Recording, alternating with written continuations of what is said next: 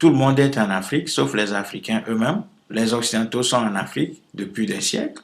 Les Arabes sont en Afrique depuis des millénaires. Actuellement, les Chinois sont en Afrique. Les Brésiliens sont en Afrique. Les Libanais, les Syriens sont en Afrique. La Turquie, aujourd'hui, est en Afrique. D'ailleurs, la Turquie était déjà en Afrique, mais la Turquie est de retour en Afrique actuellement. Les monarchies du Golfe sont également présentes en Afrique.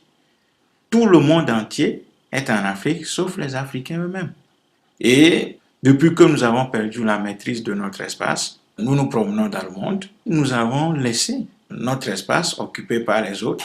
Et ces gens-là sont très contents d'y être. Tout le monde va chercher sa croissance, son développement, son progrès en Afrique, sauf les Africains eux-mêmes qui, dans leur fonctionnement, démontrent tous les jours qu'ils n'ont plus aucune ambition de regagner, de reconquérir leur espace qui leur a échappé depuis des millénaires. Donc tout le monde est en Afrique, sauf les Africains eux-mêmes, qui ne maîtrisent rien du tout de leur espace. La question de la nécessité de reconquérir notre espace se pose à nous clairement et nettement.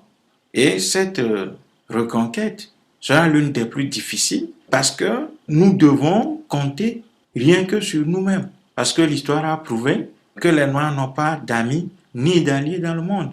Tout le monde a vu récemment comment la Chine et la Russie ont dû laisser la main à l'Occident pour qu'il renverse le régime de Muammar Kadhafi et du président Laurent Gbagbo en Côte d'Ivoire. Alors je pense que les Africains doivent réaliser la mesure des difficultés auxquelles ils doivent faire face pour pouvoir espérer s'affranchir de la colonisation et la tutelle qui leur est imposée depuis des millénaires maintenant.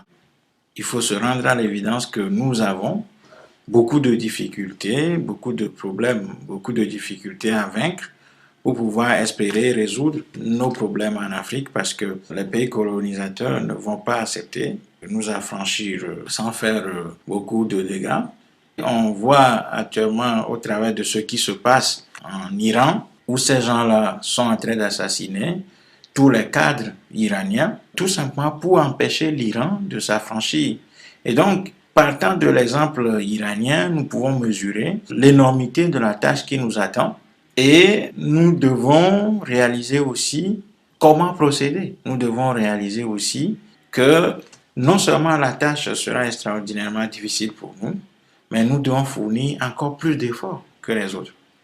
Ceci dans la mesure où nous n'avons aucun allié. Nous ne devons compter que sur nous-mêmes, sur notre inventivité, sur notre intelligence et sur notre capacité à pouvoir vaincre toutes les difficultés imposées à nous.